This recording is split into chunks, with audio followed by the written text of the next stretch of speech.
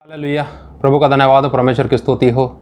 आइए प्रिय, हम प्रभु का धन्यवाद करें, उसकी तारीफ करेंगे। वचन में जाने से पहले उसकी आराधना करें। धन्यवाद पिताजी, हालेलुया। राजाओं के राजा, प्रभुओं के प्रभु, सर्वशक्तिमान परमेश्वर, आपका धन्यवाद। पवित्र पवित्र पवित्र पवित्र सामर्थ्य परमेश्वर, हालेलुया। तारीफ तारीफ तारीफ तारीफ तारीफ तारीफ, हालेलुया। धन्यवाद धन्यवाद धन्यवाद धन्यवाद। तारीफ के हो गया, आदर के हो गया, महिमा के हो गया परमेश्वर, हालेलुया। धन्यवाद धन्यवाद धन्यवाद धन्यवाद धन्यवाद धन्यवाद, हालेलुया। प्रभु आपकी स्तुति हो, हालेलुया। धन्यवाद पिताजी, हालेलुया। आज के शाम के लिए फिर से धन्यवाद करते हैं प्रभु, हालेलुया। हमारे हृदय धन्यवाद के साथ भरे हुए हैं प्रभु जी, आपके उन उपकारों के लिए पिताजी जो आपने हमारे जीवनों के ऊपर किए, उन भलाइयों के लिए धन्यवाद पिताजी, जो प्यारे प्रभु हमारी समझ से भी बाहर हैं प्रभु जी, हालेलुया।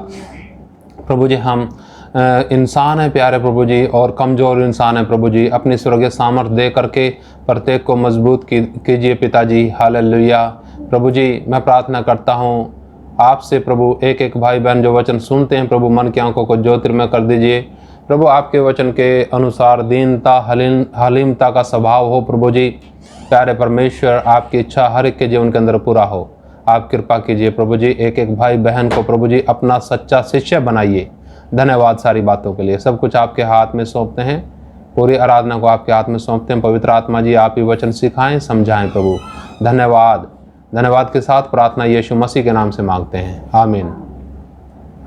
हालेलुया। प्रभु की स्तुति हो। आइए एक भजन गाएंगे प्रभु की महिमा के लिए, और उसके बाद फिर हम प्रभु के वचन में चलेंगे। और ये भजन है, आपके पास गीत की किताबें होंगी, उन गीत की किताबों में है, तेरी इच्छा के मुताबिक यीशु मुझे नित्य चला, मेरी मर्जी कभी ना हो, मेरे पिता मेरे स्वामी, हालेलुया। तेरी इच्छा के मुताबिक यीशु मुझे नित्य चला, तेरी इच्छा के मुताबिक यीशु मुझे नित्य चला, मेरी मर्जी कभी ना हो, मेरे पिता मेरे स्वामी, मेरी मर्जी कभी ना हो, मेरे पिता मेरे स्वामी, तेरी इच्छा के मुताबिक यीशु मुझे नित्य चला। इस दुनिया का सुख ना चाहूं, ना धन दौलत आदर सम्मान, इस दुनिया का सुख ना चाहूं, ना धन दौलत आदर सम्मान, मांगता नहीं ये तेरा दास आराम जीवन कष्ट बिना, मांगता नहीं ये तेरा दास आराम जीवन कष्ट बिना, तेरी इच्छा के मुताबिक यीशु मुझे नित्य चला, चाहे सीधा रास्ता मेरा तंग मार्गिया सकरा भी हो, चाहे सीधा रास्ता मेरा तंग मार्गिया सकरा भी हो, आंसुओं की वादी भी हो, खुशी के साथ चलूँगा मैं, आंसुओं की वादी भी हो, खुशी के साथ चलूँगा मैं, तेरी इच्छा के मुताबिक यीशु मुझे नित्य चला, तेरी इच्छा के मुताबिक यीशु मुझे नित्य चला, अंधकार में भयभीत हो, जीवन चाहे कष्ट में भी हो, अंधकार में भयभीत हो, जीवन चाहे कष्ट में भी हो, जो कुछ भी हो तेरी मर्जी, आशीर्वाद है मेरे लिए। जो कुछ भी हो तेरी मर्जी, आशीर्वाद है मेरे लिए। तेरी इच्छा के मुताबिक यीशु मुझे नित्य चला। तेरी इच्छा के मुताबिक यीशु मुझे नित्य चला। मेरी मर्जी कभी ना हो, मेरे पिता मेरे स्वामी। मेरी मर्जी कभी ना हो, मेरे पिता मेरे स्वामी। तेरी इच्छा के मुताबिक यीशु मुझे नित्य चला। तेरी इच्छा के मुताबिक यीशु मुझे नित्य चला। हालेलुया। प्रभु का धन्यवाद, प्रभु की स्तुति हो अद्भुत भजन के लिए, अच्छे भजन के लिए, आत्मिक भजन के लिए। तेरी इच्छा के मुताबिक यीशु मुझे नित्य चला। मेरी मर्जी कभी ना हो, मेरे पिता मेरे स्वामी। आइए प्रभु के वचन में चलेंगे। और आज का जो हमारा विषय है वो विषय है हमारी कीमत या दाम। ऐसा कह सकते हैं, हमारी कीमत क्या है, क्या कीमत हुई है हमारी, इसके विषय में हम देखेंगे थोड़ा।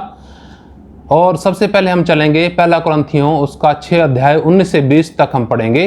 पहला कुरिन्थियों की पत्री उसका 6 अध्याय 19 से 20 तक पढ़ेंगे।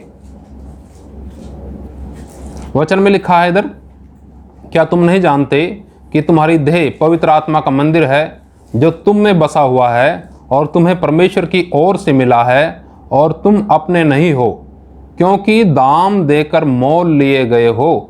इसलिए अपनी देह के द्वारा परमेश्वर की महिमा करो। हालेलुया। प्रभु का धन्यवाद प्रियो, परमेश्वर की स्तुति करते हैं आज के इस समय के लिए। और इस समय परमेश्वर ने जो वचन दिया हमारी आवश्यकताओं के मुताबिक है। और इस वचन में हम आज यही देखने जा रहे हैं कि आपकी और मेरी क्या कीमत चुकाई गई। आपकी और मेरी क्या कीमत है? करोड़ों रुपयों में है क्या? लाखों में है क्या? नहीं। आपके जान की कीमत, मेरे जान की कीमत क्या चुकाई गई? प्रभु का वचन ऐसा कहता है प्रियो 20 वचन में, क्योंकि दाम देकर मोल लिए गए हो। क्या देकर मोल लिए गए? याद रखिएगा, समझ लीजिएगा उस बात को। आपका दाम चुकाया गया, मेरा दाम चुकाया गया। आपका और मेरा दाम, यानी आपके मेरे पाप का जो दाम है वो है यीशु मसीह की जान। यीशु मसीह ने कुर्बान होके क्रूस की मृत्यु सहकर आपकी देह, प्राण और आत्मा की पूरी कीमत चुकाई, पूरा दाम दिया उसने। प्रभु का धन्यवाद हो। अब प्रियो, इस बात को कितने लोग समझते हैं? इस बात को बहुत कम लोग समझते हैं, क्योंकि ये वचन बड़े गहराई से समझने के हैं, बड़े प्रभु के चरणों में ठहरते हुए बड़े गंभीरता से समझने के हैं। क्योंकि विश्वासी लोगों को समझ में नहीं है कि उनकी कीमत क्या चुकाई गई, क्योंकि उनको महसूस ही नहीं है, एहसास ही नहीं उस बात का, उनको समझ ही नहीं आई, बुद्धि उनकी खुली नहीं है। कहते हैं विश्वासी हैं, विश्वासी हैं तो उनके अंदर चेलापन कहाँ गया? उनके अंदर से ज्योति झलकती है। किसके लिए? उनकी चमक है किसके लिए? वो चमक किसके लिए दिखाते हैं? अपने लिए। किसकी महिमा हो, किसकी तारीफ हो? उनकी खुद की हो। जो प्रभु के लोग हैं प्रियो, उन्हें समझना चाहिए कि जो मेरा जीवन था पापों के बोझ के नीचे दबा हुआ था, अपराधों का बोझ था, पापों का बोझ था, जिनकी सजा मिलनी थी नरक, अनंतकालीन मृत्यु मिलनी थी, उससे उसने हमें छुड़ा लिया अपनी दया के द्वारा। हालेलुया। अपने अनुग्रह के द्वारा। उससे उसने हमें क्या करा, आज़ाद कर दिया, हमारी कीमत चुका करके। अब आप सोचिए उस जीवन के द्वारा आप कैसे महिमा लेना चाहोगे जिस जीवन के लिए यीशु मसीह ने क्या करा, कीमत चुकाई। पुराना जीवन हमारा समाप्त होना चाहिए। ये समझ आएगा जब भी बात बनेगी कि उसने हमारे लिए कीमत चुकाई, नहीं तो पुराने जीवन के अंदर ही आनंद मनाएंगे, फिर यीशु मसीह का बलिदान आपके लिए व्यर्थ हो जाएगा, वो किसी काम का नहीं है। प्रभु कहता है वचन के अंदर, क्या तुम नहीं जानते कि तुम्हारी देह पवित्र आत्मा का मंदिर है, और आगे लिखा जो तुम में बसा हुआ है। याद रखिएगा, कई लोग आके भरमाते भी हैं इन चीज़ों में कि अभी तुम्हें पवित्र आत्मा नहीं मिला है, मेरे हाथ रखने से तुम्हें पवित्र आत्मा मिल जाएगा। यहाँ लिखा है कि तुम पवित्र आत्मा का मंदिर और जो तुम में क्या है, बसा हुआ है या बसेगा, ऐसा नहीं है बसा हुआ है और तुम्हें परमेश्वर की ओर से मिला है। आपको इस बात का एहसास नहीं है कि आपके घर में, प्रभु के घर में जो आपका जीवन है उसके अंदर कौन बसा हुआ है, वो परमेश्वर की ओर से मिला पवित्र आत्मा। और आगे लिखा तुम्हें परमेश्वर की ओर से मिला, तुम अपने नहीं हो। याद रखिएगा, हम अपने नहीं हैं। समझ लीजिएगा उस बात को। जब हम कहते हैं मैं मेरा, मेरे लिए, मेरा ये सब कुछ, अपना कुछ नहीं है। हम भी अपने नहीं हैं, हम भी किसके हैं, प्रभु के हैं। इतनी गहरी सोच में जब जाएंगे तब परमेश्वर क्या करेगा, जरूर आपको आनंद से भरेगा, समझ से भरेगा, और आप इस योग्य जरूर हो जाएंगे कि सिर्फ ये समझ ज्ञान काफ़ी नहीं है, उसके अनुसार चलने पाएंगे। हालेलुया, प्रभु का धन्यवाद। तो वचन कहता, क्योंकि तुम दाम देकर मोल लिए गए हो, इसलिए अपनी देह के द्वारा परमेश्वर की महिमा करो। आपके पाप का और मेरे पाप का, आपके जीवन का मेरे जीवन का दाम यीशु मसीह ने चुकाया। उसकी पीठ छलनी छलनी कर दी गई, लहू लुहान कर दी गई यीशु मसीह की पीठ। हालेलुया, प्रभु का धन्यवाद हो। फिर भी क्रूस पर यीशु मसीह कहते हैं, हे पिता इन्हें माफ कर, क्योंकि ये नहीं जानते क्या करते हैं। अभी भी हम पुराने जीवन को, पुरानी बातों को बढ़ाने के लिए प्रार्थना करते हैं और सोचते हैं कि उसी जीवन में बढ़ते जाएं। ये जीवन तो बड़ा बोरियत महसूस हो रही है इसमें। इसराइलियों में भी ऐसा ही होता था। जैसे जैसे वो परमेश्वर के आज्ञा से, परमेश्वर के वचन से हटते थे, परमेश्वर क्या करता था, हटते थे तो गुलामी में जाते थे, दुश्मन की, हारने लगते थे। ऐसे ही बहुत से विश्वासी लोग हैं जो परमेश्वर के वचन को अपने जीवन का आधार नहीं बनाते, जो समझते नहीं है, समझने की कोशिश नहीं करते प्रभु के वचन को, अपने जीवन के अंदर जो शारीरिकताएं उनसे हारना शुरू हो जाएंगे और एक दिन बिल्कुल वो शारीरिकताएं बिठा देंगी। इसलिए प्रियो, समझ लीजिएगा हमारा जीवन है क्या और हमारे जीवन की कीमत क्या चुकाई। प्रभु का धन्यवाद। तो हमें करना क्या है, जब प्रभु ने हमारे जीवन की कीमत चुकाई है तो हमें करना क्या है, थोड़ा और देखेंगे तो इसमें एक विशेष बात सीखने को हमें मिलती है कि अपनी देह के द्वारा परमेश्वर की महिमा करो। याद रखिएगा, किसकी महिमा करनी है। कई बार मैं इधर उधर जाता हूं तो कई लोग, पहली बार जब जाता हूं तो वहां की कलीसिया क्या करती है, पास्टर भी कहता, पास्टर के लिए ताली बजाओ। मुझे बड़ा दुख होता है उस बात से। उन लोगों को समझ में नहीं आया, इस बारे में उन्हें समझ में नहीं आया कि हमें किसके लिए ताली बजानी है, महिमा किसकी होनी है, परमेश्वर की महिमा। आदर ठीक है, अगुओं का आदर होना है, पर उसका भी एक तरीका है, अपने मन में आदर रखना है, ठीक, उसको शो ऑफ करने की आवश्यकता नहीं है ज़्यादा, ठीक।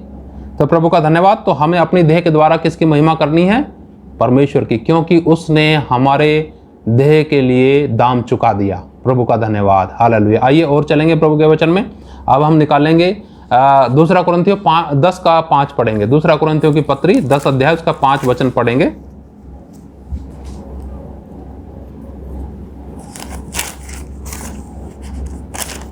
वचन में ऐसा लिखा है इधर 5 वचन में, इसलिए हम कल्पनाओं का और हर एक ऊंची बात का जो परमेश्वर की पहचान के विरोध में उठती हैं खंडन करते हैं और हर एक भावना को कैद करके मसीह का आज्ञाकारी बना देते हैं। हालेलुया। तो दूसरी बात यहाँ पर प्रियो हमें ये समझ में आती है, जब प्रभु यीशु मसीह ने आपके और मेरी कीमत चुका दी, और जो कीमत है कोई छोटी कीमत नहीं है, वो पैसा टका धन दौलत नहीं है, एक निर्दोष निष्कलंक मेमने ने आपका और मेरा दोस्त अपने ऊपर लेकर के बलिदान दिया ताकि हम बच जाएं। तो बड़ी भारी कीमत आपके और मेरे पाप की चुकाई गई, जिसको चुकाने के लिए कोई योग्य नहीं निकला। बहुत से लोग आए, बहुत से लोग गए, परंतु योग्य एक ही निकला। वो कौन? यीशु मसीह, निर्दोष और निष्कलंक। उसने आपके और मेरे पाप की कीमत चुकाई है प्रियो। और ये जो देह है अब उसका मंदिर है, और इस देह के द्वारा हमें किसकी महिमा करनी है? परमेश्वर की ही महिमा करनी है। हालेलुया। कितना मन फूलने लगता है ना उस समय, जिस समय लोग आपकी तारीफ करें, हम सब की तारीफ करते हैं ना। शैतान विचार लेके आता ना, तेरे जैसा तो कोई है ही नहीं, देखो तारीफ आ गई ना। ठीक, तारीफ के हो गए, आदर के हो गए, स्तुति के हो गए, महिमा के हो गए। एक है सर्वशक्तिमान परमेश्वर। हालेलुया। तो हमें उसकी महिमा करनी है। दूसरा क्या लिखा है इधर इस वचन में हम पढ़ते हैं, इसलिए हम कल्पनाओं का और हर एक ऊंची बात का जो परमेश्वर की पहचान के विरोध में उठती हैं खंडन करते हैं। याद रखिएगा, जब मसीह में चलते हैं हम, शैतान क्या करेगा? बहुत सारी इच्छाएं भरना शुरू कर देगा, बहुत सारी कल्पनाएं भरना शुरू कर देगा। आप यीशु मसीह को भी काल्पनिक तरीके से सोचने लगेंगे कि हाँ यीशु मसीह ये करेगा, वो करेगा, ये कर देगा, वो कर देगा। जैसा पहले का जीवन था ना, वैसे ही सोचने लगते हैं कि अब वो हमारी मनोकामना पूरी करेगा। आपकी एक भी मनोकामना यीशु मसीह पूरा नहीं करेंगे। ना आपकी और हमारी मनोकामनाओं को पूरा करने के लिए यीशु मसीह ने बलिदान दिया। यीशु मसीह के बलिदान का मकसद, आप इन वचनों को बार बार सुनिएगा। अगर आपके समझ में नहीं आता तो दोबारा सुनिएगा, बैठ करके अपने घर में फिर सुनिएगा। मकसद क्या है उसके बलिदान का? हालेलुया। सबसे बड़ी आशीष दी है प्रिय उसने, पर हम उसकी तरफ ध्यान नहीं देते। हम कहते हैं नहीं मुझे तो ये मिल जाए, मुझे तो वो मिल जाए, मुझे इस चीज़ की आशीष मिल जाए, मुझे उस चीज़ की आशीष मिल जाए, मुझे बेटे की आशीष मिल जाए, मुझे मकान की आशीष मिल जाए, मुझे मेरा वीज़ा लग जाए, मेरा ये हो जाए, मेरा वो हो जाए। ये जो भौतिक बातें हैं ना, इनके लिए यीशु मसीह ने कुर्बानी नहीं दी। याद रखिएगा, इन सारी चीज़ों के लिए शैतान क्या करेगा? कल्पनाएं और इच्छाएं और भावनाएं अंदर भरना शुरू करेगा एक विश्वासी के, ताकि इनके द्वारा, इनके जरिए से आपको परमेश्वर के खिलाफ खड़ा कर दे। अब हमें करना क्या है? जितनी भी बातें हम सुनते हैं, प्रतिदिन हम सुनते हैं ना वचन में, बड़े गंभीरता, बड़े गौर के साथ सुनिएगा, समझिएगा, नहीं तो आप पछताएंगे और धोखा खाएंगे। प्रभु का धन्यवाद। परमेश्वर का प्रकाशन है ये। बेशक आप इतना गहरा ऊंचा ज्ञान आपको महसूस ना होता हो, परंतु एक दिन प्रियो, मुझे पूरा यकीन है आपको ये वचन जब आप सुनेंगे दोबारा, आपको ये वचन जरूर प्रकाशन के तौर पे परमेश्वर देगा, समझाएगा, पवित्र आत्मा सिखाएगा। हालेलुया। दूसरा हमें करना क्या है? इन भावनाओं का, उन कल्पनाओं को जो हमारे जीवन के अंदर शैतान डालता है, जो हमें मसीह के खिलाफ खड़ा करती हैं, उनका खंडन करना है, कैंसिल करना है, उनको स्वीकार नहीं करना। एक दूसरे के खिलाफ खड़ा करती हैं, एक दूसरे को ऊंचा नीचा सोचने के लिए मजबूर करती हैं। ये सारी बातों का खंडन करना है। और क्या करना है?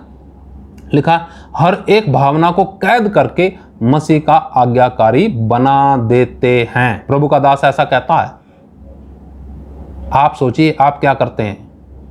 उनके अनुसार जीवन व्यतीत करते हैं या उनको कैद करके मसीह का आज्ञाकारी बना देते हैं? अब आप सोचिएगा, प्रभु का वचन क्या कहता है और हमारे जीवन में क्या है। आप जांचिए अपने जीवन को, इन वचनों के द्वारा देखिए, क्या वाकई आप इन इच्छाओं, कल्पनाओं में अपना जीवन व्यतीत करते हैं या सच्चाई को स्वीकार करते हैं? सच्चाई कड़वी जरूर लगेगी, परंतु आपके आत्मिक स्वास्थ्य के लिए बड़ी लाभदायक है। सच्चाई आपको स्वस्थ करेगी और आपको मजबूत करेगी आत्मिक तौर से। परंतु कई लोग सच्चाई को प्रिय नहीं जानते। वो लोग क्या पसंद है उन्हें भौतिकतावाद, शारीरिकतावाद, ठट्ठे ठिठोली, मौज मस्ती, मान सम्मान, ये सारी चीजें शैतान के हथियार हैं प्रियो। शैतान क्या करेगा? ये इन चीजों से विश्वासियों को हमेशा लबालब करने की कोशिश करेगा। परंतु आप याद रखिएगा, आपकी बड़ी भारी कीमत चुकाई गई। यीशु मसीह ने अपने लहू का एक एक कतरा, एक एक बूंद बहाई। हालेलुया। यीशु मसीह का लहू टपकता गया। उस बात को आप महसूस करेंगे, उस बात को आप अपने जीवन के अंदर साथ साथ लेंगे, तो आपके जीवन के अंदर आज्ञाकारिता आना शुरू होगी। आपका मन बनेगा कि नहीं, मैंने दुनिया की बात नहीं सुननी, मैंने उस अपने उद्धारकर्ता, अपने छुटकारा देने वाले यीशु मसीह की बात सुननी है, जिसने मेरे कामों के अनुसार मेरे साथ व्यवहार नहीं किया, जिसने अपनी बड़ी दया करके मेरे लिए बलिदान कर दिया, अपना लहू की एक एक बूंद बहा दी। प्रियो, ये बातें आपको बड़ी गंभीरता से बैठ करके सोचने की आवश्यकता है। फिर आपको कोई सिखा नहीं सकता, क्योंकि आप परमेश्वर के वचन के द्वारा सिखाए गए, परमेश्वर के द्वारा सिखाए गए आज्ञाकारी हो रहे हैं। हालेलुया। और हम देखते हैं प्रभु के वचन में एक और वचन निकालेंगे, इफिसियों की पत्री 2 अध्याय और उसका 2 और 3 वचन देखेंगे। इफिसियों की पत्री 2 अध्याय 2 और 3 वचन यहाँ पर लिखा है प्रभु के वचन में, 2 अध्याय का 2-3 में।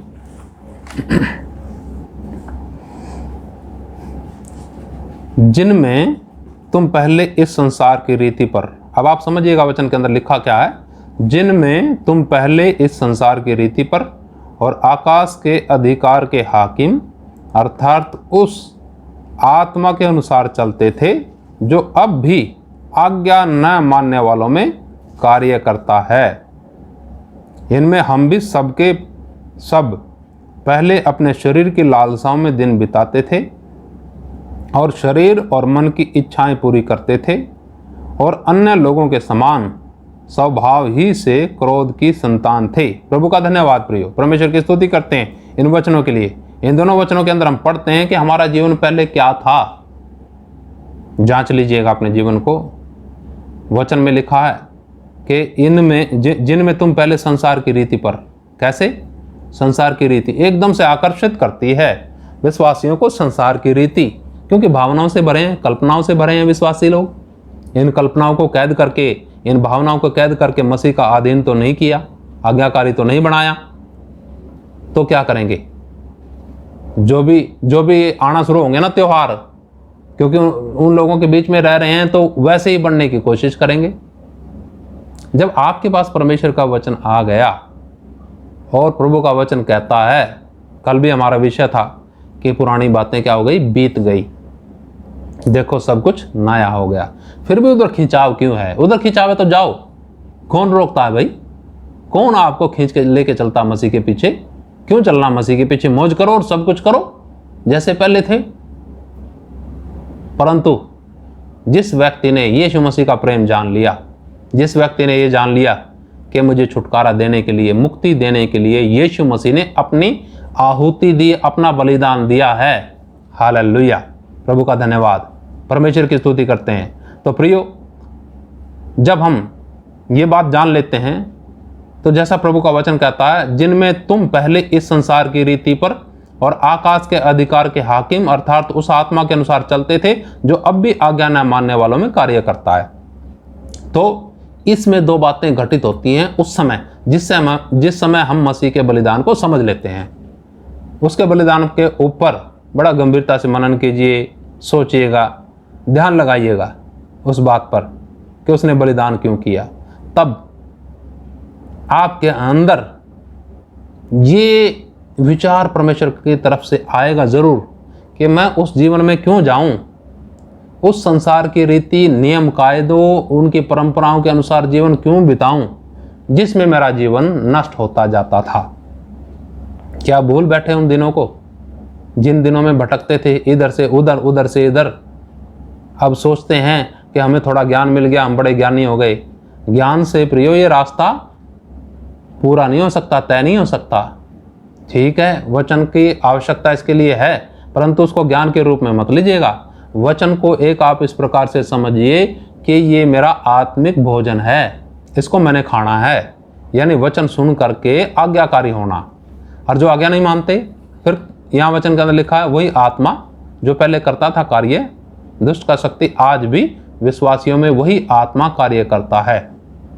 अंधकार का हाकिम जो आज्ञा ना मानने वाले लोग हैं, अपनी बुद्धि का इस्तेमाल ज़्यादा करते हैं, किसी की नहीं सुनते हो। आप सोचिए, जब सामने प्रभु का दास परमेश्वर के वचन से समझा रहा, सिखा रहा, वही नहीं समझ में आ रहा, उसी के अनुसार चलने के लिए सहमत नहीं है, तो सोचिएगा, परमेश्वर ने अपना वचन दिया, अपने दास लोग दिए, तो क्यों नहीं हम उसके आज्ञाकारी होते?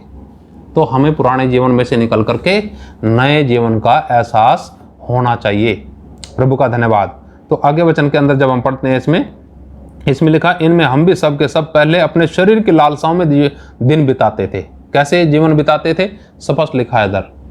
कभी कहीं जाते थे ताकि मेरी ये मनोकामना पूरी हो जाए, कभी कहीं जाते थे, कभी कहीं जाते थे, जो जैसा कहता था वैसा करते थे। फिर भी प्रियो, फिर भी क्या था? वो शांति, वो आनंद जो आत्मा में होना चाहिए वो नहीं था। कारण क्या है? जो शांति आनंद परमेश्वर पूरा कर सकता है आत्मा में, वो कोई कर ही नहीं सकता। हालेलुया। प्रभु का धन्यवाद। परमेश्वर ने आप लोगों को उस चीज़ का एहसास जरूर दे दिया है। परमेश्वर के साथ आपकी संगति जरूर होती है, हुई है। उस संगति में बाधक हैं प्रियो, स्वयं का मान सम्मान, कल्पनाएं, भावनाएं, ये सारी चीज़ें हमें इनका खंडन करना है, कैंसिल करके हमें मसीह के आज्ञाकारी बनाना है। और यहाँ पर पढ़ते हैं कि हम अपने शरीर की अभिलाषाओं में जीवन बिताते थे।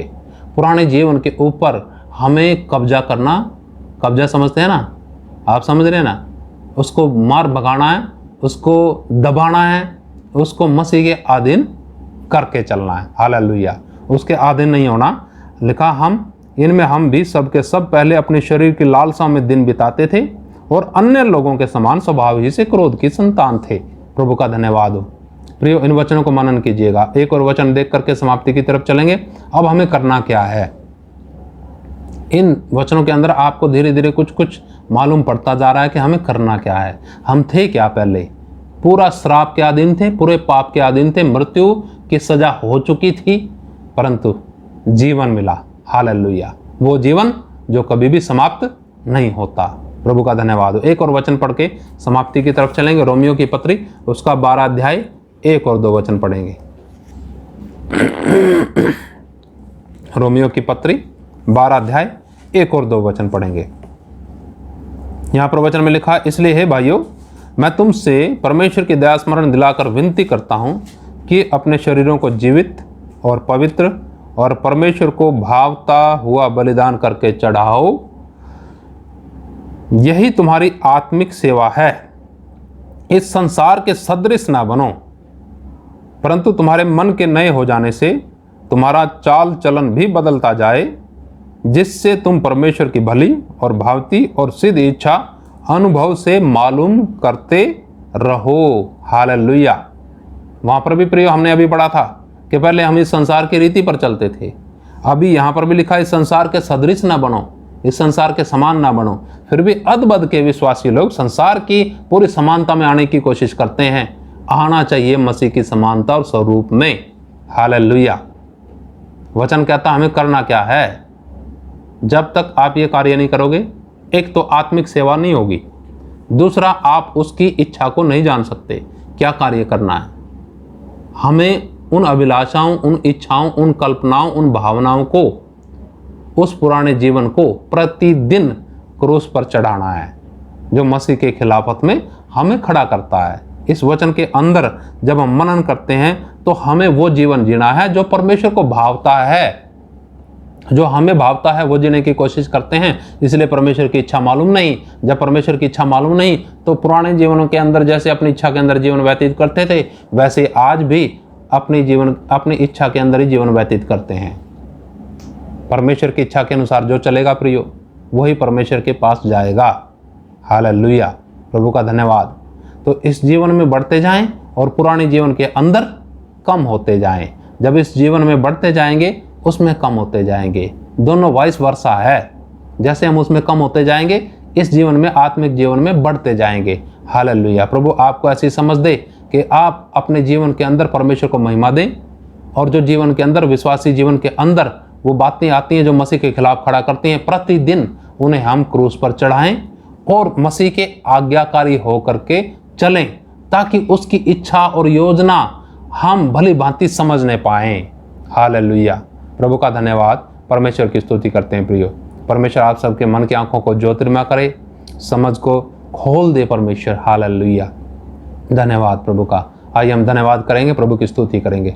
धन्यवाद पिताजी, हालेलुया। धन्यवाद आज की शाम के लिए धन्यवाद करते हैं, इन अद्भुत वचनों के लिए धन्यवाद करते हैं जो आज की शाम प्रभु जी आपने दिए। प्यारे परमेश्वर, एक एक भाई बहन को प्यारे प्रभु जी ऐसी समझ दीजिए ताकि पुराने जीवन के अनुसार नहीं, जो संसारिक परंपराओं के अनुसार था उसके अनुसार नहीं, परंतु प्यारे प्रभु आपके इच्छा के अनुसार जीवन व्यतीत करने पाए प्रभु। हालेलुया।